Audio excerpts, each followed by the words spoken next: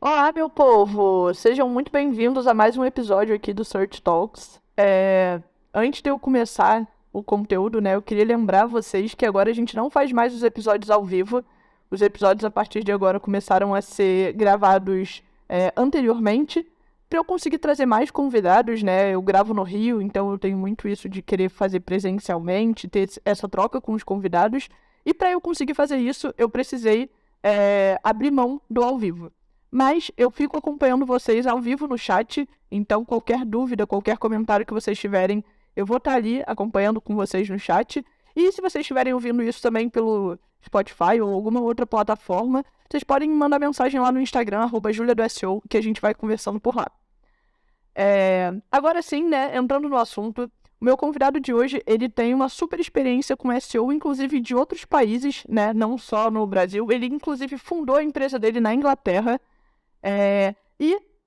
A gente vai aproveitar hoje para conversar sobre SEO num contexto de uma estratégia global de marketing, né? E quando a gente fala global, a gente olha para marketing como um todo, né? Não necessariamente global de outros países, mas global de marketing de maneira geral.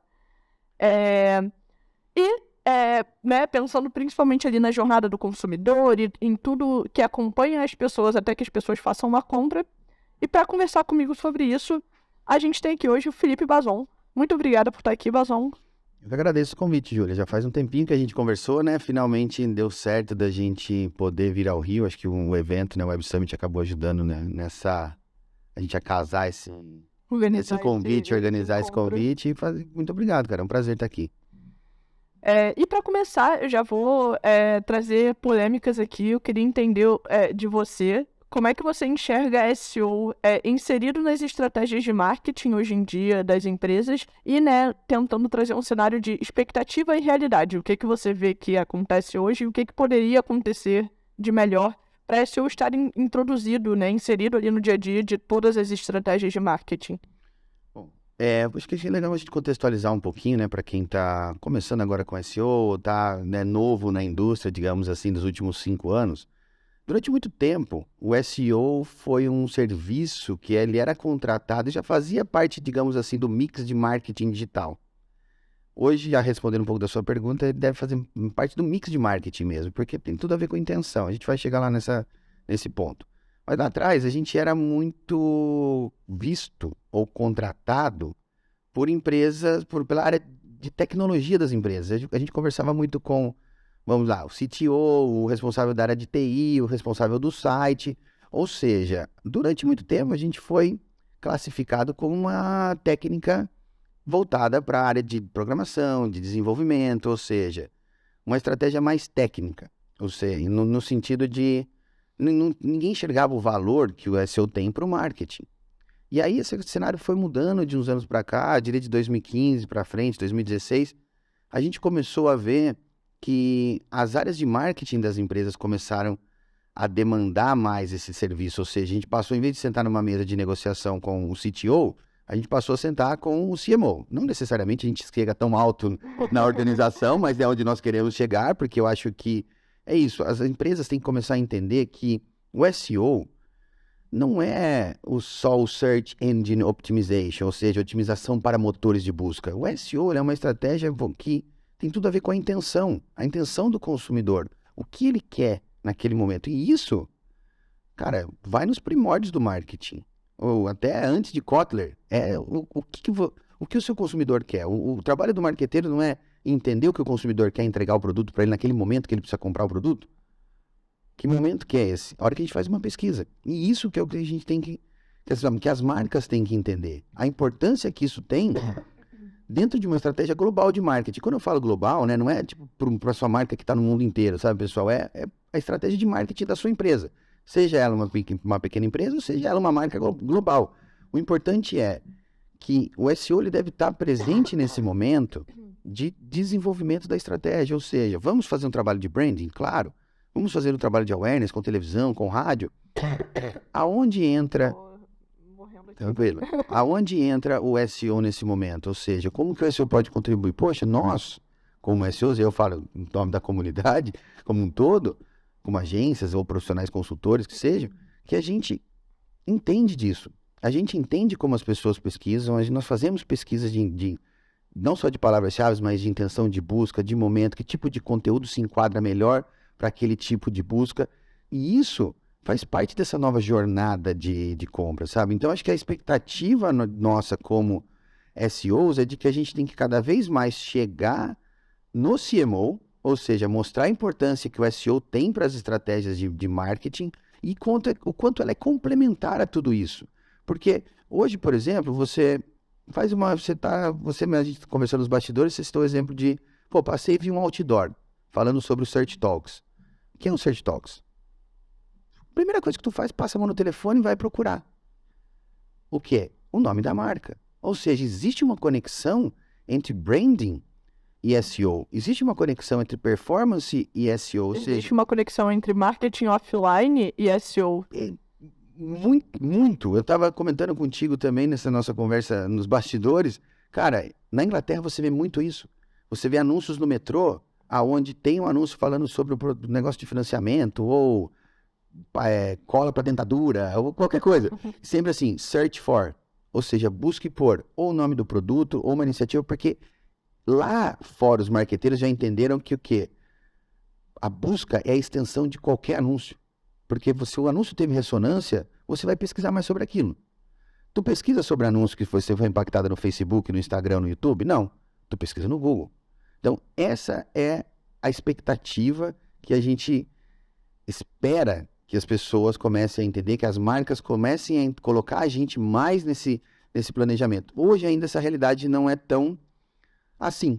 Contudo, está mudando. Hoje ainda assim a gente vê muitas estratégias de marketing desconexas, aonde o SEO entra depois, aonde o SEO de repente tem que fazer um negócio ali, né? A galera do cantinho que tá ali. Porque, cara, existe um conceito que o Jason Barnard, que é um cara muito conhecido, também tem o Calicube News, que ele tem um podcast bem legal, ele me falou uma coisa que, cara, eu uso sempre, cara, até quando eu tava na primeira palestra que eu fiz no Brighton SEO, eu comentei isso, ele tava na primeira fila, assim, eu falei, Jason, eu vou falar sobre o que você me ensinou, me passou uma vez, que é, hoje o seu cartão de negócios é a página do Google, é o seu principal business card, da sua pessoa e da sua empresa. Porque se você... mas o que todo mundo fala? Estou em primeiro no Google, eu não preciso fazer SEO pro nome da minha marca. Cara, isso aí é a primeira coisa, é o mais básico, isso aí é o óbvio. Só que ninguém faz a pesquisa só para olhar a sua marca. O que você olha quando você faz uma pesquisa de marca? A pessoa tá buscando por algum produto que você vende, né? Além disso, antes disso, você olha o quê? Os resultados da primeira página. O que a gente vê? Tem Reclame Aqui? Reclame Aqui é bom? Como é que é o Facebook desse cara? Tem uma reputação? Tem alguma matéria negativa da empresa? Porque esse é o consumidor moderno. E é isso que as empresas têm que entender, essa realidade. Que a gente não é só... O SEO não é só sobre posicionar para termos genéricos. O SEO começa no brand. E o brand não é só estou primeiro para o nome da minha marca porque eu faço anúncio e estou no orgânico. É o todo.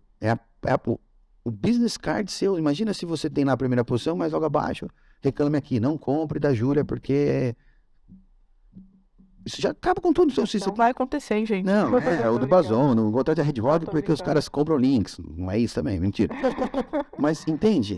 Não dão resultados. É reputação. Hoje o seu reputation tá ali, cara. Na SERP não é só o ser primeiro.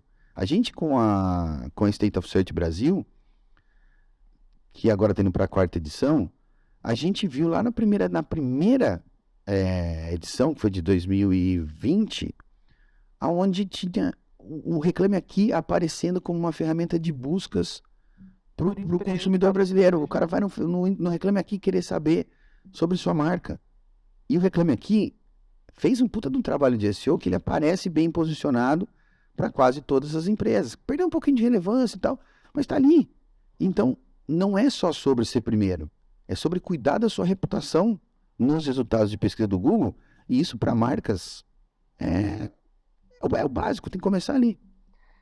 E uma outra coisa que você falou aí também, que eu fiquei aqui pensando, é que não só você precisa se preocupar com tudo que está online, mas você também, usando outras estratégias, você pode criar um mercado novo.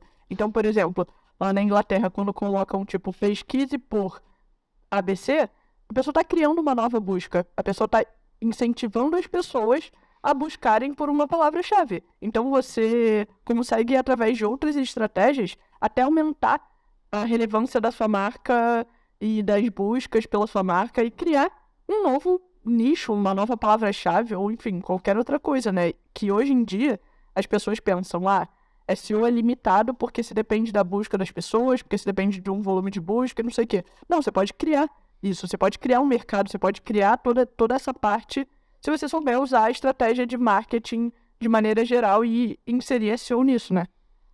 Pegando essa frase que tu falou aí de SEO limitado, que é uma das grandes mentiras que existem, porque é uma narrativa de... Não quero causar polêmica aqui, tá, pessoal? Mas do pessoal de mídia, cara. Porque é uma ferramenta poderosíssima. Por que é limitado e você gasta R$1 milhão por mês com busca paga? É busca. Como é que é limitado? É o mesmo poder que o SEO tem. Buscou de um lado... É o mesmo poder, cara. Por que a gente tá ali cobrando 5, 10 mil reais por consultoria? E os caras querem o mesmo resultado?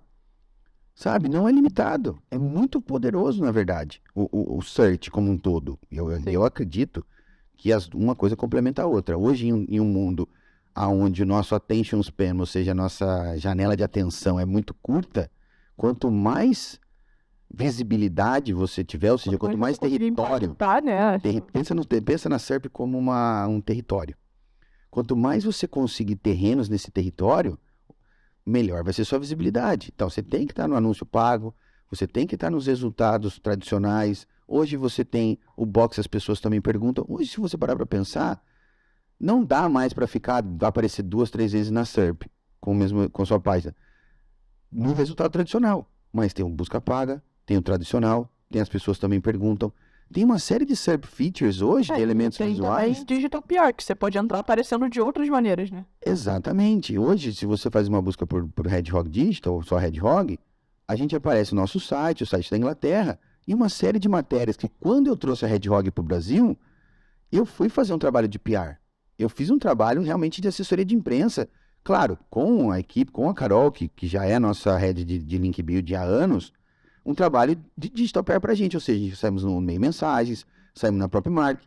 Algumas dessas menções, não um trabalho de pagar para link, mas um trabalho de pagar para exposição. Eu precisava disso, porque... Para buscarem a sua marca e terem lá comentários de outras empresas. Isso é a diferença de um trabalho de digital PR como um todo de marca, como awareness, e um trabalho de digital PR voltado para link building. As coisas acabam convergendo, sabe? Mas o importante é isso. Às vezes, uma estratégia que você tem que pensar é na marca, criando sua reputação. Acho que na quarta-feira a gente estava falando sobre isso, né? Você falou da menção. Às vezes, eu pagar para um publi editorial no meio mensagem, que é uma puta de um site com uma reputação muito grande dentro do meio de marketing, é conhecido como uma entidade pelo Google no segmento marketing, consequentemente SEO, faz total sentido para minha marca. Porque isso eu vou ter a menção. Aquilo que tu falou, o Google entendeu, poxa, o meio mensagem menciona a Hedgehog. A Hedgehog tem um link no e-commerce Brasil e tal.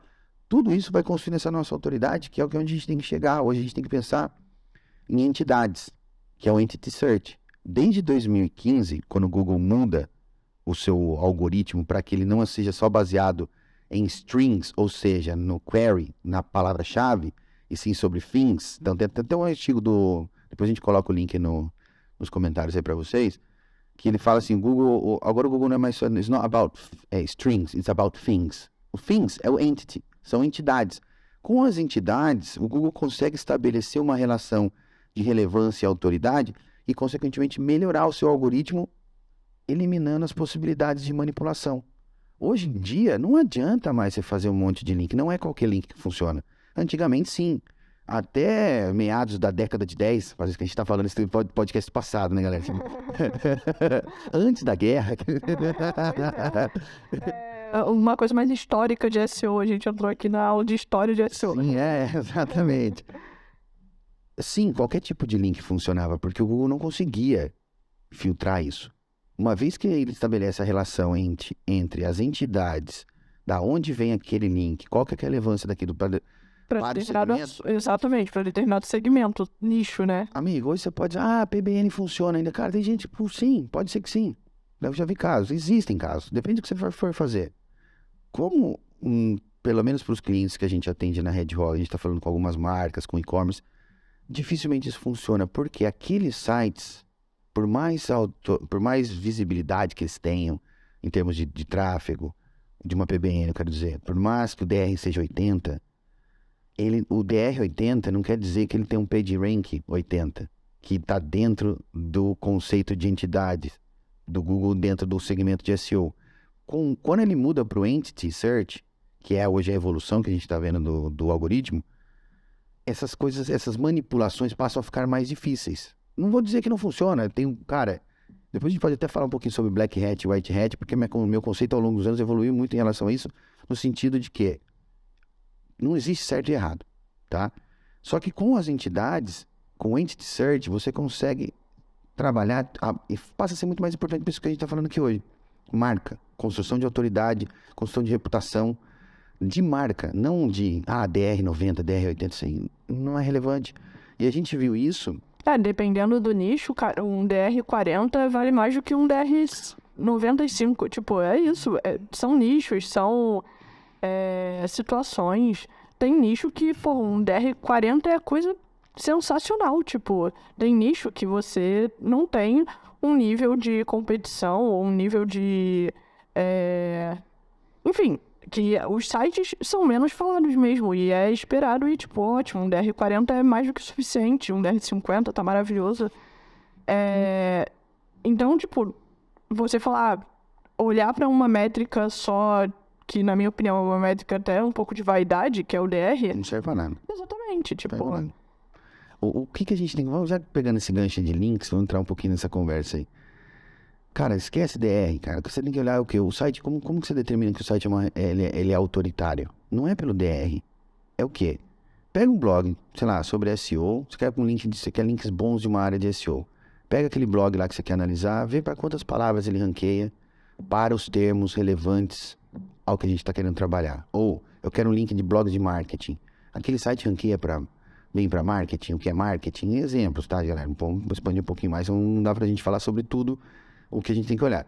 Qual que é a estimativa de tráfego orgânico desse cara? Para isso você pode usar o SEMrush, pode usar outras ferramentas como o SimilarWeb, mas o SEMrush já te dá uma boa noção do que você precisa entender. Por quantas palavras eles têm no top 3? Porque às vezes você ranqueia para 1000 palavras, só que tá tudo da 50 para baixo.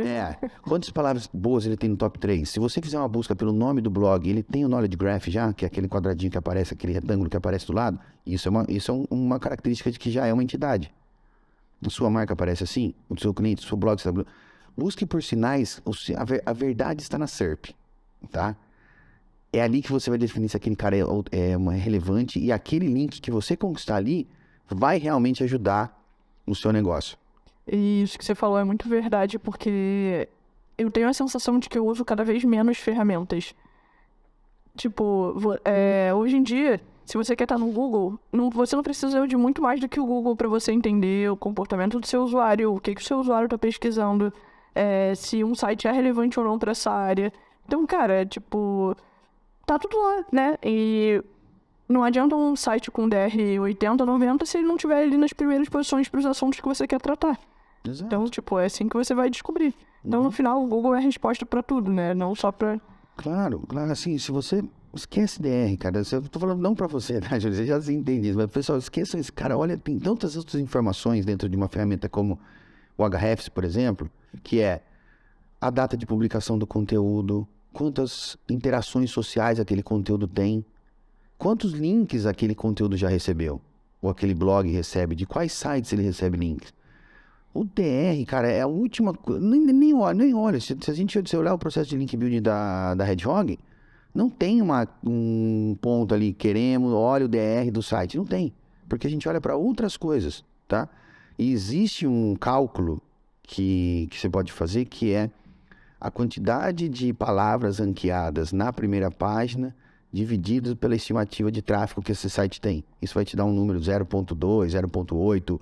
O mais próximo de 1 é um site que tem uma boa relação de palavras ranqueadas com o tráfego de qualidade. É isso que tu quer. Pô, sensacional. É isso que você quer. Essa métrica aí entendeu? É maneira. E não tem essa, não é uma... Isso é uma planilhinha que a gente cria lá Não fui eu que desenvolvi isso, não me lembro exatamente, vou pesquisar depois qual que é a referência que a gente tem lá disso, eu não lembro se foi Matt Diggity ou Matt Woodward, que não é, criou essa, onde você criou essa métrica, que utiliza. E é uma relação muito boa, porque você consegue entender se o tráfego daquele site ele tem qualidade. Se é um tráfego que vai também trazer uma boa reputação para o seu site e influenciar o posicionamento. O que você tem que fazer? Cara, você está fazendo link. Quantos links você conquistou no último mês? Tantos. Quanto é que mexeu a palavra-chave que você trabalhou no Anchor Text? Essa é a métrica. No final das contas, apesar de... E é um motivo, inclusive, né, de a gente trabalhar link building é esse. No final é isso. Vamos lá. Tirando o nosso chapéu de SEO puritano. Qual que é o trabalho do SEO? Fazer os... Primeira posição, cara. É a gente chegar nas primeiras posições, não tem não vendo isso. Tá bom, eu não vou falar pro cliente que eu garanto as primeiras posições de tudo, que também não tem como a gente garantir. Mas como o SEO, é a visibilidade, chegar no topo, o link tá ajudando? Não tá, então para de fazer, troca. Ah, beleza, fiz tudo lá, os Core Vitals, isso, subiu. Então a finalidade é uma só. E eu acho que isso também é um grande exemplo de o quanto a gente precisa desenvolver a cultura de teste em SEO, né? Porque, tipo, vai depender de cada caso. Às vezes você tá fazendo link build e não é suficiente. Você precisa ajustar ali um ponteiro no Core Web Vitals, que isso é uma coisa que também eu vejo muito as pessoas criarem expectativas. A gente tá fazendo isso para chegar lá, e se não chega, se frustra. Só que SEO é um universo de incertezas. E esses testes todos são muito importantes. Então, tipo, vamos ajustando os ponteiros no caminho, vendo o que funciona, o que não funciona para cada marca, né? Exatamente. Mas assim, eu vim de uma época que a gente não sabia quase nada sobre SEO, no sentido de o que influenciava os resultados. Já era uma cultura. O que aconteceu foi... Vamos um pouquinho de história de SEO de novo. Agora, voltando à história do SEO. Antigamente, Mas você tá se entregando. Pois é, cara. Vamos lá. Sei lá, a gente sabia que links influenciavam, a gente sabia que o meta keywords na época, agora eu revelei a idade mesmo, ok, enfim. Mas o ponto é, a gente não sabia, era testes. As pessoas, tipo, na época, SEOmoz, não era nem Moz, era SEOmoz, enfim, tinha pessoas como Fishkin, o Eric Eng, o cara que escreveu, os dois caras que escreveram a arte do SEO, mais a Jill Wallen, enfim, tinha uma série de pessoas que, cara, esses caras eram testes, tem pessoas que eram teste, e eles publicavam as coisas, fizemos isso, deu certo. Essa cultura, não é que tem que ter mais, tem que voltar a ter. Você acabou, se perdeu, porque acho que a gente ficou todo mundo muito focado o conteúdo, isso, aquilo e tal. E eu acho também que quanto mais as ferramentas foram se desenvolvendo, mais as pessoas ficaram presas a SEO ferramental. Exato. E por isso que eu falei, cada vez eu uso menos ferramenta, porque eu acho que você tem que entender, tipo, a ferramenta, ela te emburrece, porque você fica preso em coisas ali muito específicas, e não tem que ser assim, você tem que ir tentando as possibilidades. Exato. Só que eu também, assim, parando para pensar, eu acho que a cultura de teste ela tem que evoluir. As ferramentas chegaram no nível que elas têm hoje, porque lá atrás todos esses caras, e a gente fez muito trabalho em cima disso, de ajudar as ferramentas a criar o que elas têm hoje. Sabe? Então, muitas das coisas que, tipo assim, a gente aí foi descobrindo aos tempos, usar as heading tags, usar alt text e tal, as ferramentas fazem isso, então, assim, isso já, eu não diria que emburreceu, mas ajudou quem está entrando em SEO hoje já entrar num nível que não precisa ficar tentando todas aquelas coisas. Já tem as ferramentas que ajudam, mas você tem que entender o porquê daquilo. Exatamente. O importante é entender o porquê, entende? A ferramenta tem que ser uma ferramenta e não uma solucionadora, né? É isso. Exato, e muita gente acha que é só fazer o que a ferramenta está colocando ali e tá de boa, mas na maioria dos casos é. E host à parte, que não tem nada a ver com isso, mas não é só deixar verdinho? Né? Tudo bem, se tu seguir o passo a passo que a gente toda a vida, já fica verdinho, você não precisa nem olhar pro Yoast. Você tira palavra no título, palavra no H1, tá no RN, né? Enfim, que é o que o Beabá antes de existir um Yoast, por exemplo. Mas o lance é, tipo, você pega um site audit da SEMrush, por exemplo. Cara, ele faz uma análise dos elementos, assim, mais importantes que você precisa saber para que o seu site esteja em conformidade com o que entende-se ser as melhores práticas de SEO técnico e on-page. Sim. Ele vai desde o robots, ele analisa o seu sitemap, ele fala se você tem erro de dados estruturados, analisa os core vitals. Mas onde eu queria chegar é, antigamente, o Google não era tão aberto como ele é hoje em relação ao o que é e que não é fator de ranqueamento. Eu venho de uma época que, tipo assim, se o Google falasse que link era fator de ranqueamento, link. Aí, cara, eu não entendo porque as pessoas ficam tão obcecadas ou tão, sei lá, com medo dessas coisas como performance, core vitals, usabilidade. Amigo, se o Google falou que é fator de ranqueamento, vai lá e faz. Não interessa se é ou não é. Eu comecei, eu vou lá e faço. O Google falou, cara, pô, vou ficar discutindo com o Google? E eu queria, na minha época, eu queria que o Google falasse o que é um fator de ranqueamento. Só que, aí pra gente talvez voltar para nossa conversa, mas esse ponto é bom, porque antigamente as atualizações eram para combater quem estava tentando manipular os resultados, tá? Pinguim, Panda. Mas, na verdade, do Panda para frente, em 2010... se você fizer uma análise cronológica de todas essas, criar uma timeline dessas atualizações até agora, vai do Panda ao Page Experience, certo? Ou Helpful Content. O que elas têm em comum? O usuário, certo? Uhum. Mas o usuário de uma forma o quê? O Google, essa é a minha visão, tá, gente? Pode ser uma teoria errada, mas eu acho que ela tem fundamento. Você vai me dizer, vocês podem me dizer nos comentários, aí no chat, se tem ou não. O que o Google viu? Toda vez que o Google falava que, meta keywords não serve para nada, todo mundo vai arrancar. Links serve para tudo, é um fator de ranqueamento. Os SEOs davam um jeito de fazer link de tudo quanto é maneira e tal. Aí o Google entendeu e falou assim, cara, beleza, mas eu quero que os SEOs foquem em conteúdo, no usuário. O que ele faz? Ele começa a criar atualizações que forçam nós, entre aspas, noia de posicionamento, a melhorar as qualidades. O Panda foi a primeira atualização que fala assim, se você tem que ter um conteúdo de qualidade. E tinha uma série, para quem não lembra, procura as 13 perguntas do Panda. Aquilo ali é a base do nosso trabalho de conteúdo há anos na Hedgehog. São 13 perguntas que falam assim, o conteúdo foi escrito... Isso aí já é o começo do INT. Beleza, veio o Panda, depois o Pinguim, qualidade dos links. Essa talvez um pouco mais algorítmica.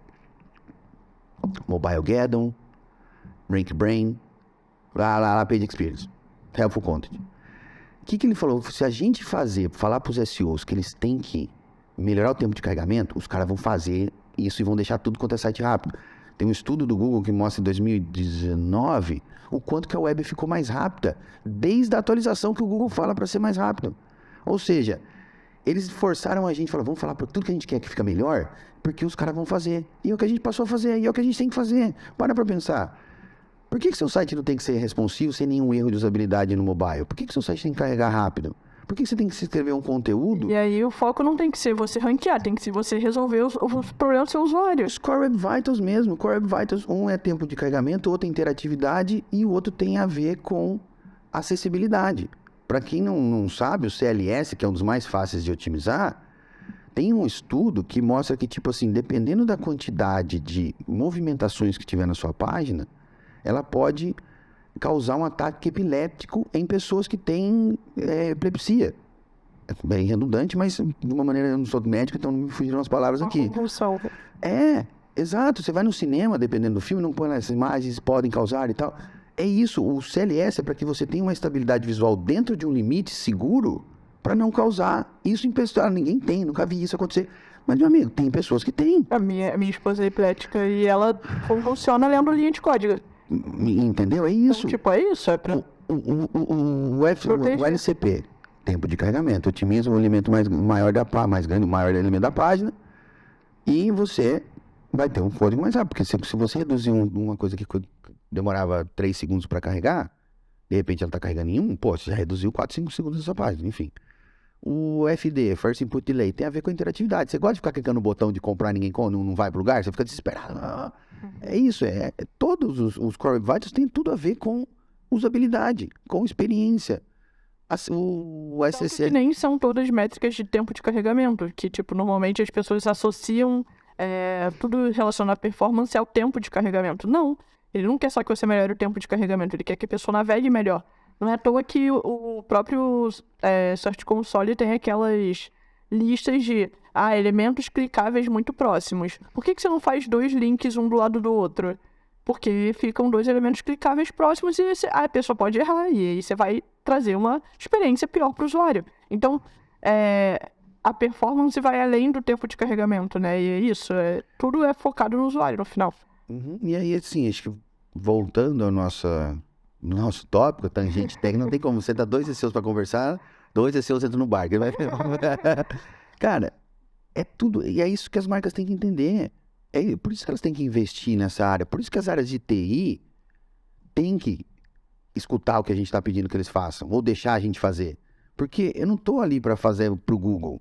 Eu estou ali para criar um site com uma melhor usabilidade, com uma melhor navegabilidade, que vai te ajudar a criar uma melhor experiência com o seu consumidor. Porque tem muito disso, cara. Beleza, está na primeira posição. Só que daí você entra no site do cara, o site do cara não... para sua marca é ruim. Você tem que entender isso. Então, a experiência...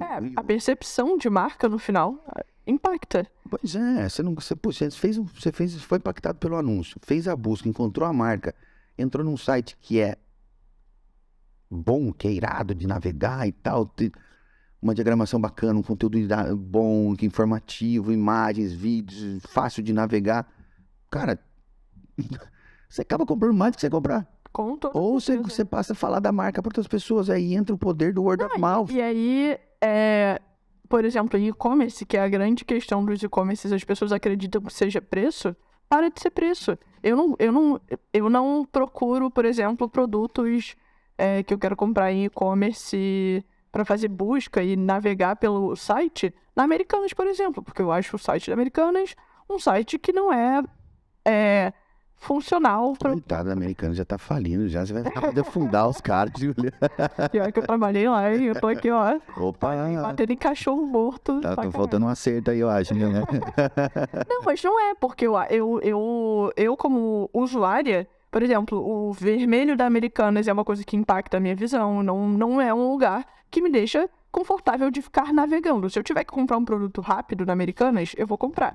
Mas eu não vou ficar navegando, passeando por um site que eu não consigo ficar confortável visualmente. Uhum. Já, sei lá, a Amazon me manda um push e eu abro pra ficar olhando quais são as promoções do dia, porque eu gosto de navegar pela Amazon. Então, você criar uma experiência de navegação que você veja que o seu usuário tá satisfeito, eu tô falando de cor aqui, eu não tô falando de SEO. É cor. Mas tem a ver com acessibilidade, porque se gera impacto. Você acha que a acessibilidade não é um fator que o Google analisa? Total. Eu tenho certeza não é à toa que eu tenho todo certeza mundo fala do Alt, só que o Alt é só uma das coisas pequenas ali de acessibilidade. Primeira coisa, o Alt é o contraste. O próprio W3C tem uma série de sugestões para o código que também são importantes para a sua acessibilidade. Uma coisa que eu aprendi no SEO por Elas, que desculpa, não lembro o nome da palestrante que falou sobre acessibilidade. Se ela estiver aí, depois me peço desculpas, me lembrem, coloca o nome aí e tal. Cara, ela falou uma coisa sobre a navegação por heading tags. Que tipo assim, eu fui sempre um cara contra a utilização de heading tags nos menus. Heading tag no... Máriozinhos, né? Não. Heading tag no menu como um todo. Eu vou te explicar.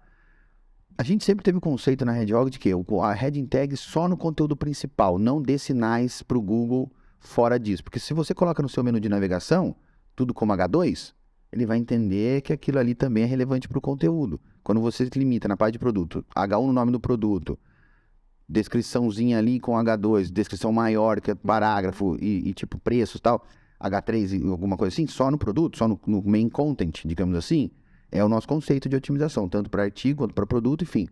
Só que ela me falou uma coisa que eu não apliquei ainda, mas me fez pensar a navegação por acessibilidade, pessoas que têm deficiência visual, algum tipo de paralisia e tal, eles navegam pelo H.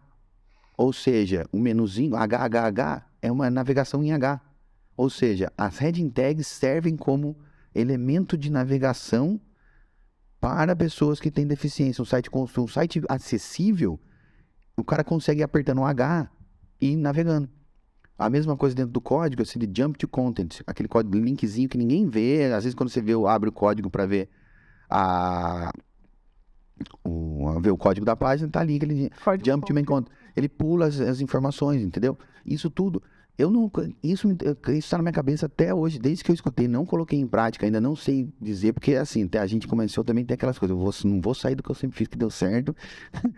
Mas eu falei, poxa, faz sentido. Eu fui pesquisar sobre navegação por H, ou em H, que é o usuário, ele vai apertando um H e é que nem o Tab, sabe o Tab? O Tab, Sim. que também pode ser que funcione, então supra essa necessidade, mas você tem que garantir que o seu site, ele é navegável sem o mouse, porque tem pessoas que não conseguem usar o mouse, tem pessoas que usam o olho, né? O cara escreve com o olho, o cara navega com o site, pessoas que são paraplégicos, tudo. Seu site está preparado para isso? É muito louco, né? E a acessibilidade, se o Google tá tão preocupado com o usuário, sabe? E acho que voltando para a marca, é isso, cara. O seu site, cara, é o seu cartão, não é nem seu cartão de visita, é a porta de entrada para sua empresa. Se você não oferece uma boa experiência, e aí que a gente, como SEOs, temos que entrar. Não entrar falando que a gente tem que otimizar os Core Web Vitals. Você fala Core Web Vitals, o cara fala assim... Não, mas a gente vai otimizar a usabilidade do seu site. A gente vai deixar ele mais... com uma usabilidade melhor, mais acessível, mais interativo, mais rápido. Com isso, todo mundo vai poder... Cara, não é uma conversa diferente? Você fala, de acordo com a atualização do Core Web Vitals, otimizar LCP, CLS, FD... O diretor de marketing tá assim, acabou. Siglas são essas, sopa de letrinha. É, cara, e a gente tem, acho que para fechar a expectativa e realidade, a gente tem que trazer os caras para falar, a gente não pode ser o cara chato do marketing. Não, a gente tem que falar a língua dele. Lá vem os caras do SEO falar de algoritmo e dado estruturado de novo. Não, cara, fala de negócio. Eu acho que esse é o caminho que a gente Sim, foi o que a gente estava conversando, né? Como é que mídia consegue chegar na cabeça dos caras e a gente não consegue chegar se os dois falam de busca? Os caras falam de ROI, eles falam de quanto você vai trazer de retorno. Eles falam de o que ele vai fazer de venda, que no final é o que os caras querem. Melhorar a experiência do seu site faz a pessoa conseguir chegar até o carrinho, por exemplo. Pronto, é o que você precisa. Tá aí uma coisa que eu nunca entendi por que da polêmica. Como é que não dá para calcular o ROI de SEO? Como calcular o ROI de SEO da mesma forma que você calcula qualquer ROI? Sim, qual é o investimento que você faz em SEO? Você paga uma agência, você paga uma galera, você faz... E sabe por que divisão. Sabe por que o pessoal... Aí vou voltar de novo na polêmica com o pessoal de mídia. Já que é Search Talks, a gente tá falando só de SEO aqui. Eles fazem isso porque sabem que o nosso ROI é muito mais alto. É muito maior. É absurdo. Mas Fica aí... 6 meses no negativo, depois vai fazendo assim, ó. Tem sempre, cara. Você parar pra pensar, tipo, dependendo do valor de uma consultoria, às vezes esse resultado, o break-even acontece até antes. Só que depois você não precisa investir tanto. Você continua ali mais ou menos no mesmo investimento e é um negócio que é exponencial. Aí muita gente vai falar, mas aí tem o tráfego de brand. Tira a brand da história. Tira todo o tráfego que vem pelo nome da marca, exclui. Faz isso. E trabalha só com o que você gerou. Ou, melhor ainda, foca você está trabalhando com quantos grupos de produtos? Você não está trabalhando no site todo. Tem coisa que você faz, que é site wide e tal. Beleza, estou trabalhando com a categoria de produtos lá, chocolate. Quanto que você otimizou? Quanto que você ganhou de posicionamento nos últimos meses? Quanto que você está trazendo de tráfego orgânico? Quanto que passou a vender mais daquele produto no orgânico? Tá aí, simplifica. Ou, segmenta. Acabou. E outra, voltando no começo. Se o cara tá falando sobre marca, não foi a gente que ajudou a melhorar o seu posicionamento ali? Posicionamento não. A sua visibilidade, a sua reputação. Não criamos uma páginazinha bonitinha pro nome da sua marca? Consequentemente, depois disso, aumentou o número de cliques? Se o número de pesquisas pela sua marca está aumentando, significa que o trabalho está sendo bem feito. Se o Google faz o seu... Olha que loucura. Não, se o seu tráfego direto aumenta, significa que a gente está fazendo um bom trabalho. Também. O objetivo é que, no final, a pessoa nem precisa pesquisar no Google. A pessoa já lembre de você sem o Google. Por que os caras... Por que é bom comprar o nome da marca e o pessoal de SEO não pode falar que está fazendo um trabalho de posicionamento para a marca? O Google te força a comprar, os caras de mídia são tão bons, com a ajuda do Google, que o cara paga pelo nome da marca dele. Você já tá em primeiro, cara. Porque tem concorrente, meu amigo. Se eu quero comprar o Guitar Heavy, eu quero GuitarHead. Eu não vou clicar no anúncio do meu concorrente que está embaixo. Desculpa, a parcela que te rouba de clique é muito Minúscula. baixa. E se você não tiver... Mesmo assim, o Google convence a galera de gastar dinheiro com isso. Isso, pô, é isso que eu tô te falando, que é a questão da gente também se posicionar melhor com isso, trazer os argumentos certos para a mesa. Para de falar de DR, para de falar de Core Vitals. Fala de negócio, venda, dinheiro. Quanto dinheiro que você vai me gerar de negócio? É isso. Sim. Vamos para a segunda pergunta, que a gente conseguiu levar para 47 universos paralelos essa primeira pergunta. Vamos lá. Qual a importância de uma estratégia de marketing ser pautada na intenção de busca dos usuários? Essencial, não é nem quão importante, tem que ter, porque entender e endereçar o que o seu consumidor quer no momento que ele quer é essencial para qualquer trabalho de marketing. Eu comecei a levar um pouco adiante essa questão, parei um pouco nos últimos meses, nos últimos anos, no último ano, na verdade, que é o intent marketing, o marketing de intenção. Porque ele não se resume apenas a SEO. Tem a intenção de que você vá em uma determinada site, em uma determinada rede social, buscar uma informação, consumir algo. A gente vê buscas muito ocorrendo dentro do Instagram. Então, assim... TikTok também agora, né? Principalmente a geração mais nova. TikTok, exato. Tem outros... Assim, pensa o seguinte. Se tem um campo de busca, tem SEO. Sabe? É aí que entra a intenção. Qual que é a intenção do consumidor? O que leva ele a tomar a decisão? Será? O cara que já quer a marca, ele vai pesquisar pelo nome da marca. O cara que ainda não sabe o que ele quer, ele vai lá pesquisar qual é o melhor telefone. E aí você tem que entregar isso para ele. Você tem que entender... Hoje, a jornada... Fala-se do funil ainda. Ao meu ver, o do funil ele está ultrapassado em alguns anos já. Por quê? A nossa jornada hoje ela tem diferentes pontos de contato. Ela não é linear, mas ela acontece em diferentes momentos. Então você tem que estar presente nesses momentos, que é a hora que o consumidor está dizendo o que ele quer. Ele quer informação, entrega informação, ajuda ele a solucionar aquele problema. Ele quer um comparativo, entrega um comparativo para ele. Ele quer o produto, entrega o produto. Ajuda ele a resolver o que o Google chama do meio confuso, que é uma tradução horrível para o the messy middle. A jornada ela não é mais assim. Ela tem diferentes pontos, até o cara chegar aqui. Então ele tem o trigger, o comparativo, a indecisão, até ele chegar no purchase. Ou seja, ele passa por diferentes pontos. O Google é meio que assim, né? A jornada do Google agora, né? Mas eu acho que ela tem, assim, se parar para pensar, não pode ser um funil mais. Entende, né? O que também, se você quer pegar, seja ela de assim ou de assim, em algum momento tem o período da descoberta, o período da consideração, o período da avaliação, até o cara tomar a decisão. Eu acho que é assim que a gente tem que pensar. E cada um desses momentos é intenção.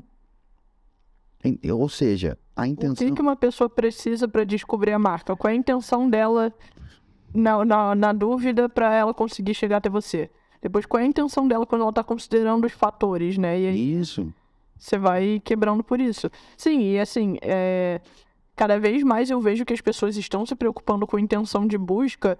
E aí, o que eu sempre falo leva para além da palavra-chave. Leva para você, como usuário. O que você teria de dúvida se você quisesse hoje começar a praticar ciclismo? O que você tem de dúvida? Tipo... Primeiro, que tipo de ciclismo tu vai fazer? Exatamente. Bikes, na pista, né? Sei lá como é que chama.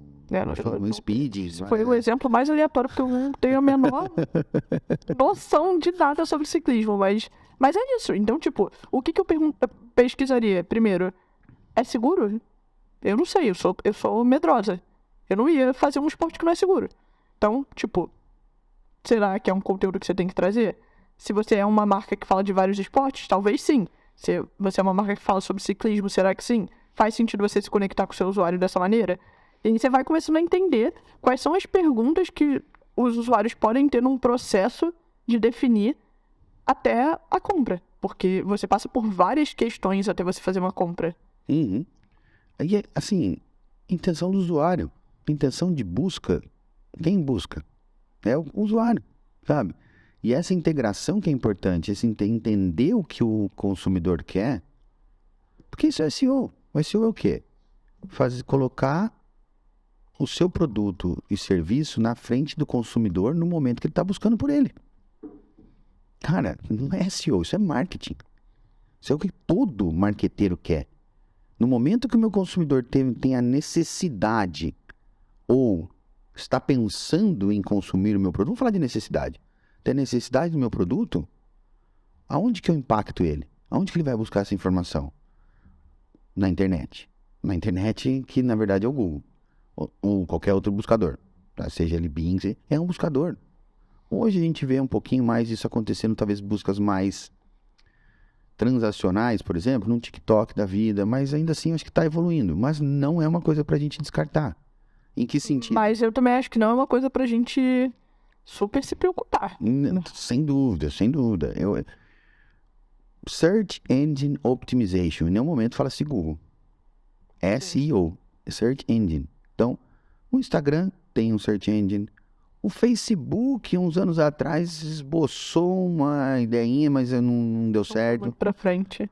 A Apple vem com uma solução forte por aí, sabe? Eu vejo que, assim, todo mundo preocupado com o Bing, ChatGPT e tal, mas a Apple é uma das que tem um buscador aí que já está em beta, digamos, beta, não posso dizer beta, em alfa, que ele utiliza um conceito de ranqueamento um pouco diferente, que tem a ver tudo com o usuário, com a intenção do seu aplicativo, enfim, é uma coisa bem federated searches, que eles chamam, que é o conceito que a Apple está trazendo para esse buscador deles.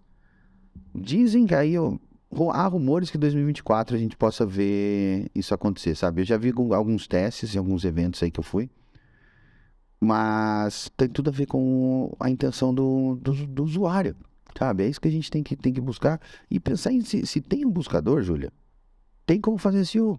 Eu lembro de um Search Masters que teve em 2014, 2013, que, se eu não me engano, o Marden, que é da Magalu, alguma coisa assim, ele fez uma palestra falando sobre como ele otimizou o site não o site dele, o perfil dele de tirar fotos de cachorro para aparecer em primeiro no Instagram. Isso eu tô falando em 2014.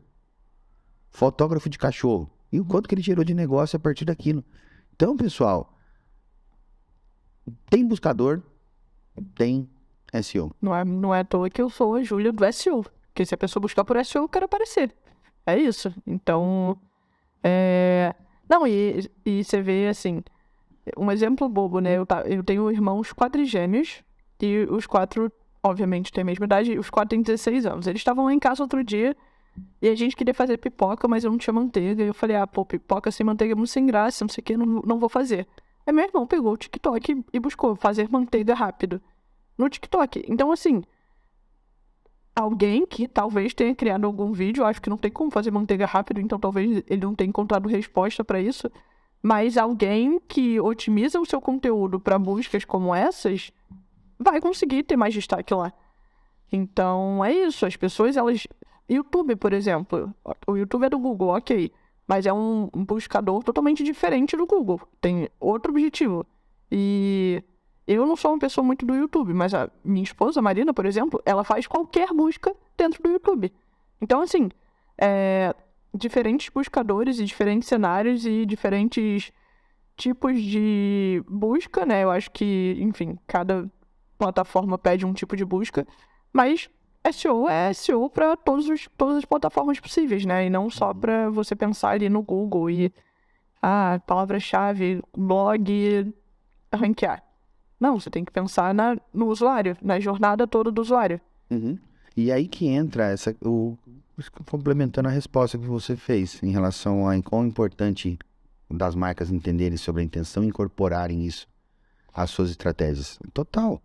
Porque você tem que entender aonde as pessoas estão pesquisando, que tipo de comportamento elas têm. Então, por isso que é importante você ter esse posicionamento nessas diferentes plataformas. E a partir dali, aí entra o trabalho do SEO, não necessariamente só do cara de social media. De entender o que as pessoas estão pesquisando. Olha, e hoje você tem as plataformas como o LinkedIn, Instagram, o próprio YouTube, o TikTok. Cara, você tem uma série de informações ali de como as pessoas encontraram a sua marca. Eu uso muitas informações do LinkedIn. Hoje na Red Hog a gente tem um posicionamento de LinkedIn e YouTube. Tá? Um pouquinho de Instagram também. Por quê? Porque eu foco nessas três plataformas onde eu consigo fazer um trabalho com mais intensidade, consigo extrair informações. Como é que as pessoas estão encontrando a Hedgehog no Instagram? Ah, mais pelas postagens. Então, beleza, vamos investir em postagem. LinkedIn, a gente vê que a gente começa a aparecer para várias buscas. Quem está buscando? Que tipo de pessoas estão buscando? Ah, são mais CMOs. Então, meu conteúdo tem que ser mais direcionado para isso. Olha como é que a intenção do usuário complementa as estratégias globais de marketing. Então, aí a gente entra no SEO que quer realmente fazer um trabalho para marcas, para crescer, para a gente sair eu brinco, do porão de programação para a mesa de tomada de decisão do CMO ou do CEO. Leva essas informações para os caras. Isso ajuda a nortear trabalho de mídia. É muito fácil fazer um trabalho de mídia, com todo respeito, pessoal. Pega lá, segmenta, coloca dinheiros e uou, tudo bem, tem tudo posicionado. Mas e essas informações? Quanto que isso não pode contribuir para você criar uma segmentação mais precisa, mais efetiva? E é aí que a gente pode complementar tudo isso com intenção e trazendo dados de comportamento de busca. Pensa que toda busca no Google é uma intenção. Toda vez que tu vai ao Google, tu tá com uma intenção. Você quer fazer alguma coisa, descobrir alguma coisa, ir a algum lugar ou qualquer coisa do tipo. Toda busca é uma intenção. Qual que é a importância da intenção? Total. Porque toda vez que alguém faz uma pesquisa em algum lugar, ela está demonstrando uma intenção. Sim. E aí, eu vou inverter a ordem aqui das perguntas, que eu vou deixar uma pergunta aqui pro final. Qual é o papel dos CMOs e da alta gerência de marketing nisso? Como é que você acha que os CMOs e, enfim, a galera lá, os cabeças de marketing, precisam atuar ali no dia a dia para que a gente consiga fazer parte disso? Olha, não, eles já estão fazendo isso, sabe? Eles estão começando a enxergar o quanto que... Porque hoje você vê CMOs já mais modernos, digamos assim, até que o próprio CMO é uma coisa que acabou vindo junto com o marketing digital, já existia o cargo, mas não era tão difundido, né? Não era tão popular, digamos, ou era diretor de marketing, gerente e tal. O CMO ele já é um profissional que ele tem o digital mais difundido dentro da carreira dele, dentro dos conceitos de trabalho dele, consequentemente é um cara mais analítico, é um cara que analisa mais dados, ele já é um cara mais orientado a dados. Então, esses profissionais, eles já estão começando eles já veem isso e falam assim, poxa, vamos investir mais nesse canal. Precisamos de SEO, precisamos do marketing orgânico. E é daí que está vindo essas informações. Então, o cara que ainda não está vendo isso, passa a dedicar um pouquinho mais de tempo a olhar os dados do seu tráfego orgânico. Não só o quanto você está gastando de mídia, quanto que está voltando. Começa a entender, mas eu não faço SEO ainda, minha empresa nunca investiu nisso e tal. Mas olha os dados. Os dados do tráfego orgânico, se a sua empresa já tem uma certa reputação, um certo tamanho, você vai ver tráfego. Estou falando de CMO, então CMO de empresa grande, porque o mercadinho não vai ter um CMO. Vamos partir desse princípio, certo? Então, olha para esses dados, começa a entender isso e começa também a fazer as mesmas cobranças, estipula as mesmas metas para a mídia e para o cara do SEO ou para o tráfego orgânico, porque você quer venda, você não quer posicionamento. Então, essa consciência a gente está começando a ver, a gente já observava esse movimento lá na Inglaterra, e eu comecei a ver muito disso aqui um pouquinho antes da pandemia, e a pandemia acelerou isso. Multinacionais, aonde aqui ainda era mídia, Facebook e tal, e gasta milhões com ads, vim de fora, top-down, cadê sua agência de SEO? Quem está fazendo SEO para você? Vocês estão investindo em SEO? Como que não estão fazendo SEO ainda? Então, essa consciência está vindo um pouco lá de fora, tá? Mas tem que vir daqui de dentro também. Sabe, você aí, CEO ou CMO que está escutando nosso podcast, pergunta, e aí, como é que está o nosso tráfego orgânico? Quantas vendas a gente gera organicamente? Porque a hora que você fala organicamente, e você fala pro cara que ele não precisa investir mais para vender mais, o cara falou, não, você tem a atenção do cara, enquanto você tá ali, algoritmos, o cara tá dormindo. Você fala assim, com a gente você vai investir a mesma coisa e vai continuar, vai vender mais, sem precisar aumentar o investimento. Continue. Você tem a minha atenção. É isso, cara. Sim. E aí, agora sim, pra gente arrematar esse assunto, o que você acha que é o nosso papel como, enfim, pessoas de SEO e eu e você, a gente também faz muito isso de evangelizar SEO. Como é o nosso papel como evangelizadores de SEO, ou pessoal que está assistindo a gente, pessoas que trabalham com SEO, o que a gente pode fazer para fazer com que as pessoas enxerguem SEO com seu real valor? Eu acho que a primeira coisa, eu odeio falar eu acho, cara, temos que eu acho que faz um pouco de incerteza, né? Mas o que a gente tem que fazer? Cara, falar a mesma língua que as outras frentes de marketing falam. Primeira coisa, cara, quer vender mais SEO, quer ganhar reputação, quer ganhar autoridade, não chega numa reunião falando da atualização do algoritmo. Chega falando quanto que é a nossa estimativa de crescimento, quanto que a gente pode projetar de crescimento, e dá para fazer isso. Porque o forecast que é feito com mídia, ou busca paga, melhor dizendo, é o mesmo forecast que a gente faz, porque eles se baseiam em volume de pesquisa, CTR, que é o que nós temos em mãos. Dá para fazer um forecast de SEO da mesma forma que faz com mídia. É o mesmo. Porque aí a SERP é igual. Você só tem que descontar algumas porcentagens. Falar de negócios, galera. Para de falar de algoritmo. Claro, quando a gente está no... Por exemplo, eu no LinkedIn eu tento dosar um pouco o que eu falo. Às vezes eu falo um pouco mais pro C-Level, um papo mais de negócio. E ao mesmo tempo eu também tenho que fomentar os meus seguidores no LinkedIn de uma coisa mais técnica, de também traçar estratégias, ou falar um pouco mais dessa parte mais operacional do SEO. Mas acho que nós, como SEOs, para a gente ganhar e solidificar o nosso espaço na mesa do CMO, nas reuniões de marketing, a gente tem que falar de negócio. A gente tem que falar de dinheiro, a gente tem que falar de retorno sobre investimento. Temos que nos posicionar como os caras de mídias fazem. De novo, galera, não é uma rinha com cara de mídia, e não é nem, não tô falando num sentido pejorativo em relação a eles. Na verdade, eu tô aqui colocando eles à nossa frente. Porque eles já estão lá e chegar lá. Exatamente, eles já estão ganhando mais dinheiro, eles já estão no sentido de que ganhando mais confiança. Quando eu digo ganhar mais dinheiro, como é que o cara dá R$1 milhão de reais pro cara investir em busca paga e a gente tem que ficar ali choramingando por causa de R$5 mil? Ou 10, que seja, whatever. Cara, que seja 20. Ainda é 0,2 de um investimento, 2% de um investimento de R$1 milhão, cara. Por que tu coloca R$1 milhão em busca paga e você tá miguelando 10 conto pra gente? Porque a gente não sabe falar. E aí eu coloco a gente, porque eu tô aprendendo também nesse posicionamento.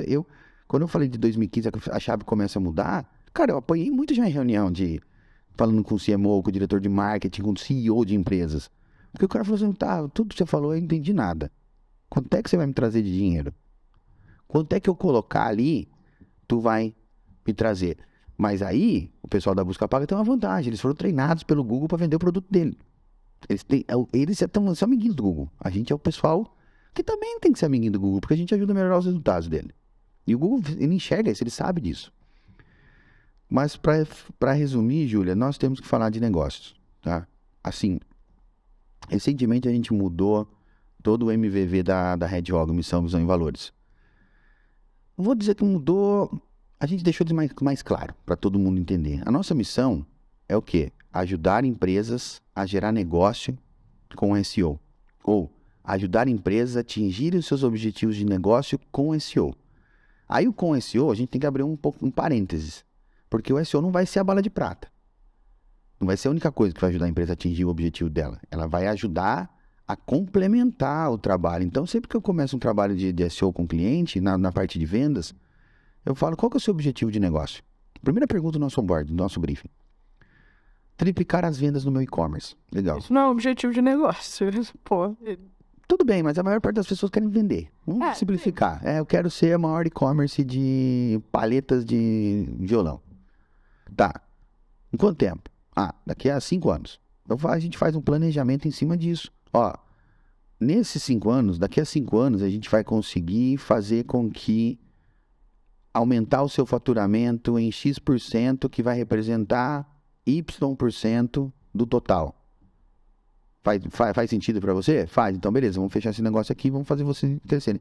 Eu falei das vendas porque às vezes vai ficar mais fácil de entender. Quero triplicar as vendas no meu e-commerce. Tá, o SEO não vai fazer tudo isso para você. Só que nesse estudo, no planejamento, quando a gente faz o planejamento, eu falo assim... Eu consigo trazer essa parcela, né? Isso, do triplicar as vendas, eu consigo trazer 40% do que você precisa. Te ajuda? investindo tanto. O cara vai lá, pô, fechou. Quando você faz isso, acaba até aquele problema de que o cliente passou um mês e começa, vai dar resultado, vai dar resultado, vai dar resultado. Porque ele sabe que é daqui a 3 anos o negócio e... É um processo evolutivo. Então, durante isso, você vai criando milestones, ou seja, checkpoints, para falar, estamos crescendo, estamos chegando lá. Com isso, cara, a gente acaba com todas as incertezas que existem com a nossa profissão, as incertezas com os possíveis resultados, porque você faz um planejamento, mostra para o cara e você vai evoluindo junto, que é como mídia funciona. Não é da noite pro dia que os caras entregam um ROI de 10, de 20, de 30. E quando a gente faz isso, a gente alinha expectativas, reduz a ansiedade. Porque se você... É um dos grandes problemas com SEO, porque a galera primeiro que eu vejo que as pessoas já são meio descrentes com SEO, por isso, porque é sempre o médio a longo prazo.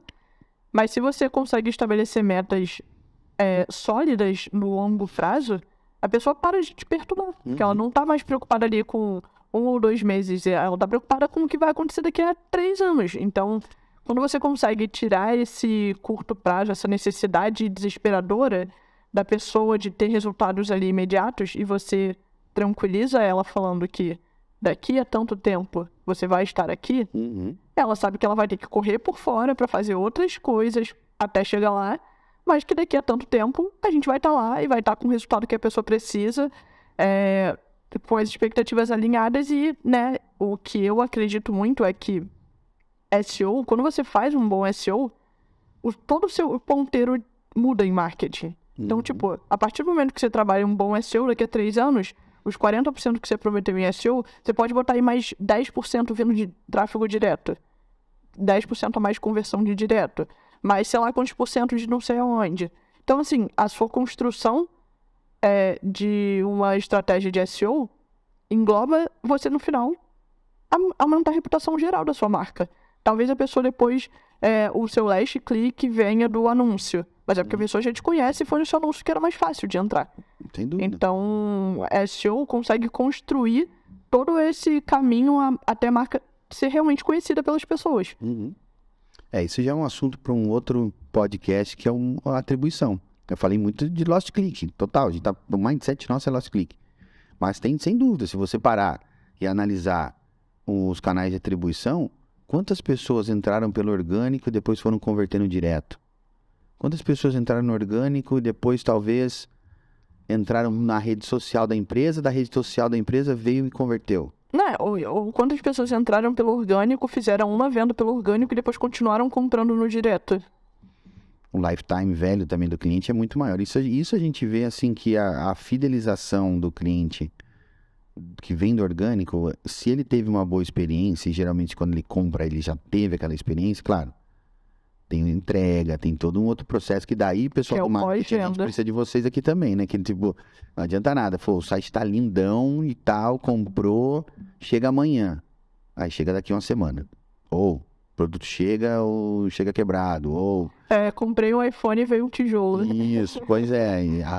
Aí que é...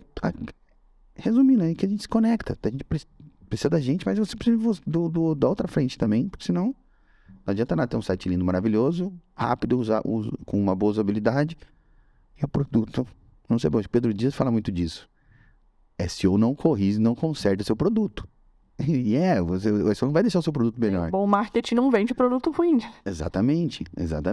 Até, em alguns casos, pode até vender, mas... Acho que um bom marketing vende até a mãe, né? Por aí. Mas o SEO não vai deixar o seu produto melhor. Eu posso fazer o seu site, criar uma boa experiência. Mas se o seu produto não satisfazer ou endereçar o que o seu consumidor quer, ou os seus consumidores, não espere que a gente vá solucionar tudo, né? Exatamente, é isso. Mas enfim, muito obrigada pelo papo, Bazão. Foi muito legal a troca. Eu acho que assim, a gente conseguiu não só trazer para as pessoas essa visão de encaixar SEO no dia a dia da rotina de marketing de uma empresa, mas também de mostrar, tipo, soluções. A gente falou aqui de exemplos, falou de situações, então foi um papo muito enriquecedor. Espero que vocês tenham gostado aí também, pessoal. Mais uma vez, muito obrigada por ter topado conversar aqui comigo.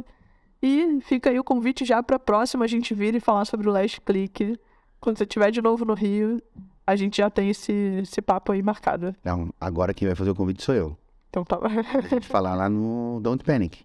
Vamos sim. Se quiser ir para Floripa, muito bem-vinda, vai ser muito bem recebida, mas a gente faz online também, então vou deixar aí, a gente vai conversar aí uma data e fiquem ligados, daí vai sair também uma conversinha da Júlia aqui no Don't Panic. Isso aí, então já aproveitem, vão lá no YouTube do Bazão também, Don't Panic Organic, já se inscrevam lá e acompanhem aí nós dois nas redes sociais. Obrigada mais uma Eu que vez. agradeço, Júlia. Obrigado, Tchau, pessoal. pessoal.